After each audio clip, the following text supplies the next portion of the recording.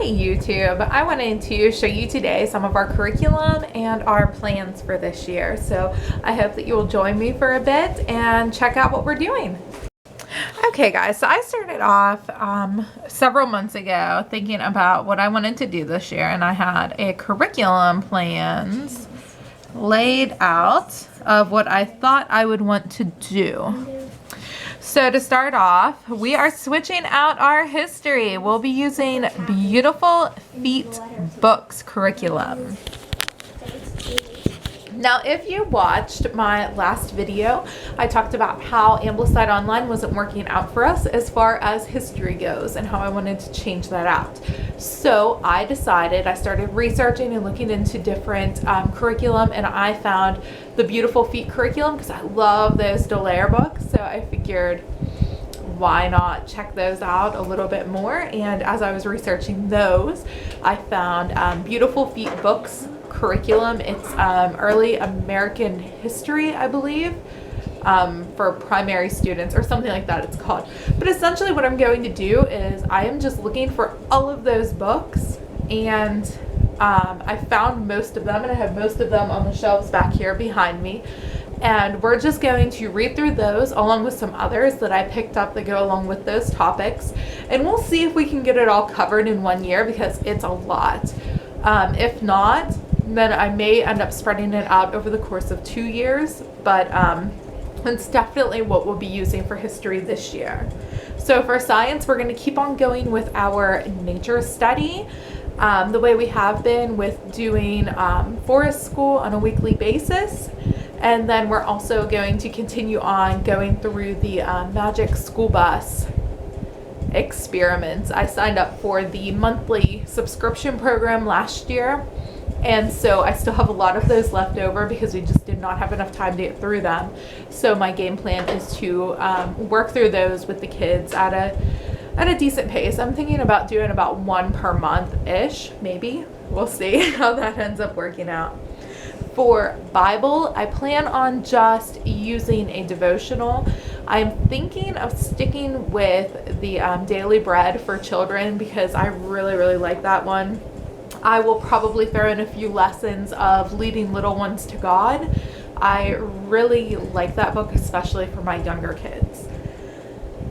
We will, of course, continue doing hymn sings, and I plan on starting our day off with hymns to draw the kids in and just learn different hymns and things like that. Annika's behind the camera making some funny faces. Mom, hey. I would like to continue on teaching the children French. I'm not sure how much of that we're going to actually get to, and I'm going to make that more child-led than I did last year. So my game plan is to do some YouTube videos, some vocabulary building, things like that. For natural history, geography, as well, and literature, and our poetry, picture study, and composer study, I will be using what Ambleside Online has laid out for year 2, at least some of it. I'm actually calling this year our year 1.5. If Annika were to be in public school, she would only be in 1st grade. If James were in public school, he would be going into kindergarten this year. So with that being said, I figured I would pull out bits of from year 1 that we didn't finish, like 50 Famous Stories Retold and the Burgess Bird book and a few other things. And then I would pull some things from year 2, like the Burgess Animal book and other things from there, Tree in the Trail and other things. And I'm just kind of meshing a lot of stuff together from year 1 and year 2 to make a full curriculum for us this year. Next year, the game plan is to finish up year 2 as our year 2. Hey guys, shh. Does everybody want to see the beautiful train James drew? Let's see it, buddy. Show it off, Chief. Oh, look, it's a very colorful one. Which kinds of leaves would you like? Or would you like a Nice. different one? Nice work, James. Yeah. Okay, you can have it. Okay, so hopefully everybody can see me. So I keep on looking down because I have my little planner here that I write everything in. So see here. Okay, for handwriting and spelling, my game plan with that is for James, we're going to be focusing on phonics, and I'll probably end up using Easy Peasy for phonics, handwriting, language arts, things like that. I'll just have him do Easy Peasy. It's either their kindergarten or year one. It's where they first start into reading and they use sight words. So in addition to that, we'll be going through the Montessori series, the red, blue, and green series.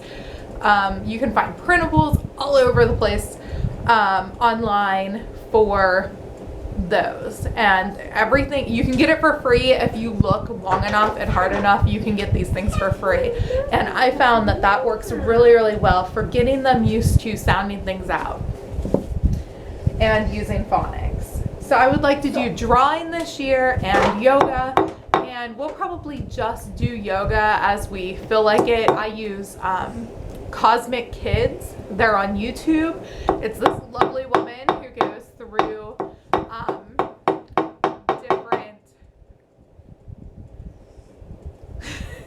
goes through different yoga segments. It's really nice for young kids.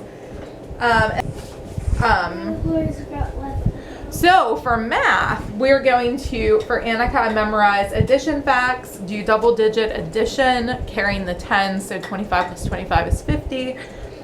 Subtracting single and double digits, start into that. Time, money, measuring, and fractions. Now money, I've noticed that I feel like we're a little bit behind as far as money goes. One moment, please. I'm almost done. So then for James, we're going to work on building numbers. And whenever I say building numbers, I'm talking about using a variety of manipulatives to show an amount and match that up with the numerals. Because I think that it's important for children to know, like, visually, what is this number. So whenever they start adding and subtracting numbers, I like to use manipulatives for that as well, because it's important that they know the amounts of something and not just rote memorization of this plus this equals this and this minus this equals that. I try to take like more of a Montessori and hands-on approach to math as much as I can. So we'll be working on adding single digits, subtracting single digits, and the same as with Annika, we'll be doing time, money, measuring, fractions, and shapes. I would love to work in Life of Fred somehow, because I bought the whole entire series and I believe we made it through Apples, and if we're not the whole way through, we're almost through, and that's the only one we've done. So I think James really likes Life of Fred, so we'll continue on. Kenji. He likes Kenji, he says. So we'll continue on with those, I'm hoping. And I'm going to go ahead and do a scan of my bookshelves and pick out some of the different things and show you what I have. Some of the things I'm going to have to go to the library to pick up, but you can see what I have on hand for this year. So this is what we call our patio room, and I'm just going to kind of quickly scan what all we have going on here. We have some construction going on, so we have things there. But here, this is going to be mostly for my youngest to pull out and do different activities whenever he's in here and we're doing school. I have my abacus. I need to get these things hung up on the wall. I have manuscript and cursive handwriting. I plan on working on cursive with Annika this year. So in here, I need to relabel these, but we have some of our math manipulatives in here and then in here. And I also have some workbooks, but there's a lot more manipulatives underneath. Some are DIY, some are not. In here I have paper. This was a free issue of Practical Homeschooling that I picked up. I really like this magazine. I'm just really, really frugal. And this was something else I found that I had stashed away, some watercolor paper. So we'll be working with some watercolors this year. Then over here I have a lot of our science stuff. You can see the magic school bus things that I have. And then on this side, I have a bunch of different test tubes and eye protection, magnets, pipettes, thermometers, a whole lot of different goodies in there. So on this bookshelf, we have some workbooks for Annika that she likes to work in. We have some stuff over here for James. This is how I store their homeschool stuff that they've done. Now here I'm just going to scan through some of our titles we're going to be using this year. And then down here, these are my Dallaire books. Here I have to store them like this because they're too tall to fit in there. Now this I'll be using to help with spelling. So I have bananagrams letters in here, as well as stamps and little paper letters and things. So they can use that to practice spelling if they wish. And there's some other things that I have, field guides and things. We'll be continuing to work through the Magic Treehouse series because we really enjoy those. Down here I may throw some of this stuff in, but I just picked this up. We'll continue working through this. And then there's some extra stuff that we'll just use as we need to. This stuff is for possibly for future use. Spelling Power, and then I have the Story of the World stuff. I have this Teach Your Child to Read in 100 Easy Lessons. I tried using this a little bit last year, but it just didn't seem to work out. I'll see if I need it this year for James, but I don't know. And that's about it. So thank you so much for watching. If you like this video, go ahead and give it a thumbs up and hit the subscribe button if you want to see more from me. Thanks again for watching.